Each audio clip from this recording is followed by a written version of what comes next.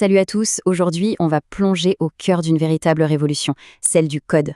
On va décortiquer ensemble la technologie qui se cache derrière la nouvelle vague d'outils d'intelligence artificielle. Et attention, on ne parle pas de simples gadgets, non. On parle d'une transformation profonde de la manière dont on crée les logiciels.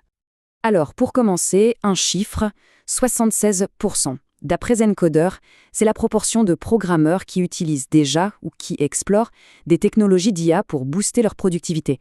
C'est énorme. On assiste à une adoption massive, là, maintenant, sous nos yeux.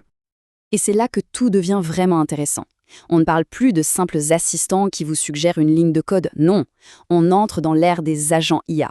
Des systèmes qui sont capables d'agir en autonomie pour gérer des tâches complexes du début à la fin.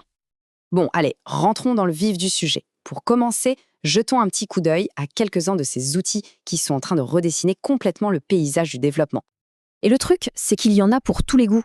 Vous avez Zencoder qui va s'occuper de tout le cycle de vie du logiciel. Il y a évidemment GitHub Copilot que beaucoup connaissent déjà, qui amène l'assistance au codage à un tout autre niveau. Et puis vous avez des outils comme Snyk qui utilisent l'IA pour un truc absolument crucial, la sécurité. Mais attention, on est bien au-delà de la simple suggestion de code. Replit AI, par exemple, peut vous construire une application complète juste en lui décrivant ce que vous voulez. SourceGraph, lui, peut gérer des revues de code ou des migrations sur des bases de code gigantesques. Et Zencoder s'occupe des tâches un peu ingrates, comme générer automatiquement tous les tests unitaires. L'IA s'attaque même à ce qui est souvent le cauchemar des développeurs, la documentation. Un outil comme Zencoder peut générer des explications claires, pertinentes, qui comprennent vraiment le code. Franchement, pour la maintenance d'un projet, ça change la vie. Ok, on a vu les outils, ils sont impressionnants. Mais comment ça marche? C'est quoi le moteur qu'il y a sous le capot qui les rend si puissants? Voilà la question clé. Qu'est-ce que ça veut dire, au fond, ce mot agentique? Eh bien, c'est toute la différence entre un outil qui se contente d'exécuter une commande précise et un système qui comprend un objectif et qui trouve lui-même comment l'atteindre. On passe du « fais ça » au « voilà le but, débrouille-toi ». Alors voilà la définition technique qui nous vient de nos sources chez Coino. En gros, un agent IA, c'est un cocktail. Vous prenez la puissance de raisonnement d'un grand modèle de langage, un LLM, vous lui ajoutez une mémoire pour qu'il ait du contexte, des outils pour agir concrètement et un accès à des connaissances externes. Et là, vous avez un agent. Pour que ce soit bien clair, le plus simple, c'est de comparer avec un chatbot classique. Un chatbot, ça répond à des questions. Point. Un agent IA, lui, il agit. Il fait des choses. Il ne suit pas un script bête et méchant, il analyse la situation, il s'adapte et il prend des initiatives pour arriver à son but. L'un est réactif, l'autre est proactif. Aïe, maintenant on ouvre le capot, on va regarder un peu plus en détail l'architecture de ces agents pour vraiment comprendre comment ils pensent et comment ils agissent. En fait, tout repose sur 3 grands piliers.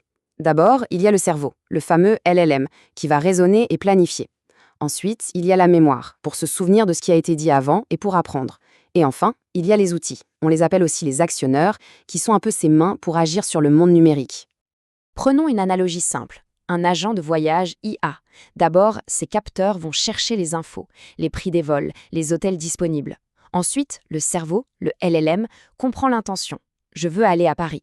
Il va alors puiser dans sa base de connaissances, via des API, pour trouver les meilleures options. Et enfin, les actionneurs passent à l'action. Ils réservent le vol. Vous voyez, c'est tout un écosystème qui travaille ensemble. Donc s'il y a une chose à retenir, c'est ça. Le LLM, ce n'est pas juste une machine à faire de jolies phrases. C'est le vrai chef d'orchestre. C'est lui qui interprète, qui planifie et qui décide quel outil utiliser à quel moment. C'est le cerveau de toute l'opération. Bon, la technologie, c'est fascinant. Mais au final, ce qui compte, c'est l'impact que ça a sur le monde réel. Comment est-ce que ces outils transforment concrètement le travail et le quotidien des gens? Une étude de Laboria a mis le doigt sur un point hyper intéressant. Un conflit de rationalité. D'un côté, vous avez la logique managériale, qui voit l'IA comme un super outil pour optimiser les processus, pour être plus productif. Et de l'autre, vous avez la logique du travail réel, celle des équipes qui se posent des questions sur leur autonomie, sur leurs compétences, sur le sens de leur travail. Et cette citation, je trouve qu'elle résume parfaitement cet état d'esprit. On sent à la fois l'enthousiasme, c'est une super avancée, mais aussi une certaine méfiance, une appréhension. Je ne suis pas sûre à 100%. C'est ce mélange d'optimisme et de doute. Alors, comment on fait pour que l'IA soit un vrai plus, qu'elle augmente nos capacités au lieu de nous remplacer? Eh bien, le rapport Laboria donne des pistes très claires. Il faut co-concevoir les outils avec les gens qui vont les utiliser. Il faut que les systèmes soient transparents, explicables. Et surtout, il faut partir de la réalité du terrain. C'est à la technologie de s'adapter à l'humain, pas l'inverse. Bon, on arrive au bout de cette analyse. Si on devait tout résumer, qu'est-ce qu'il faudrait vraiment garder en tête? En résumé, retenons que l'IA devient agentique, c'est-à-dire plus autonome et proactive. Son architecture, ce mélange de cerveau, de mémoire et d'outils, lui permet d'automatiser des tâches de plus en plus complexes. Mais le vrai facteur clé du succès, la condition sine qua non, c'est de ne jamais oublier l'impact humain et de garder les gens au centre du projet. Et on va se quitter sur une question qui, je pense, résume bien tout l'enjeu. Ces nouveaux agents IA qui débarquent dans notre travail, est-ce qu'on va les voir comme des partenaires, des assistants qui nous rendent meilleurs, ou est-ce qu'ils vont devenir une forme de superviseurs? La réponse, en fait, elle dépend entièrement des choix qu'on fait dès aujourd'hui.